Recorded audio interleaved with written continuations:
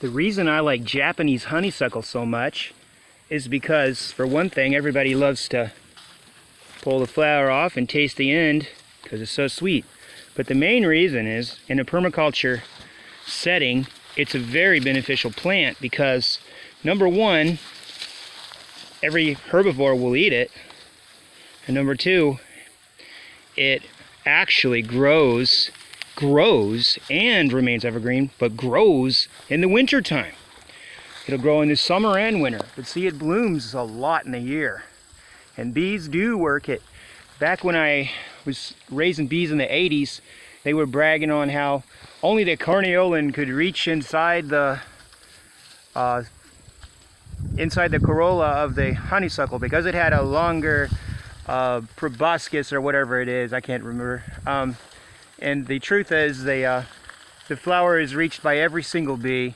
They go right in and they get the nectar out of all Apis mellifera bees. They're all the same.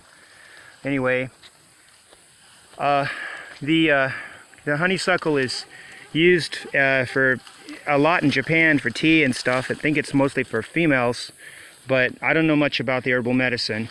All I know is the honeysuckle is very important to me because, as you can see, it's like any vine. It'll grow up and just cover everything. You know, I can say anything I want to about it, bad or good. You can say it's the vine that ate the South or whatever, but the truth is it's just a beautiful vine and it grows vigorously, and it is so good for me because it grows in the winter and provides food in the winter. Up here in 7B, everything native except for cedars literally just drops and goes dormant, and there's nothing to eat. The only thing that's green where I live in the Ozarks, besides cedar and pine, conifers, that an animal could really eat is things that were brought here recently. I say recently, meaning the last 200 years. But we've got Japanese honeysuckle, which is very prolific and very delicious to the animals, and it grows in the winter. So they have something to eat.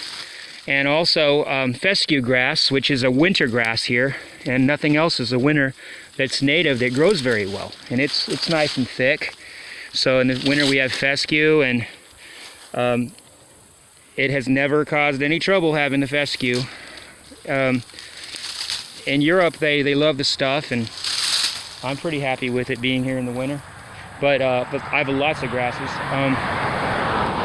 But honeysuckle is very good, and it will help you if you have it out there, because another thing about it is, look at the habitat it provides. I mean, that's a nice thicket, and this is a fence. This is a fence line.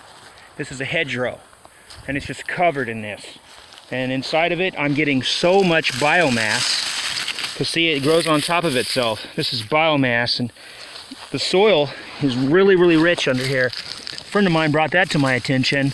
He told me, hey, underneath the honeysuckle, you're going to find some seriously good dirt, loaded with worm castings and everything.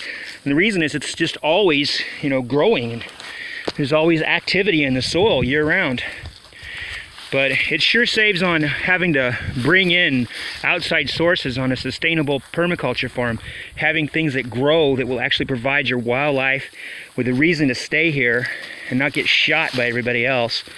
And also your livestock, so that they can eat really well without being, you know, a big expenditure on you. So honeysuckle is a good one. I also like bamboo because it's a grass, and I bend it down and let them eat that. But honeysuckle is all over my fences, and the animals really love it. That's about all I know about that.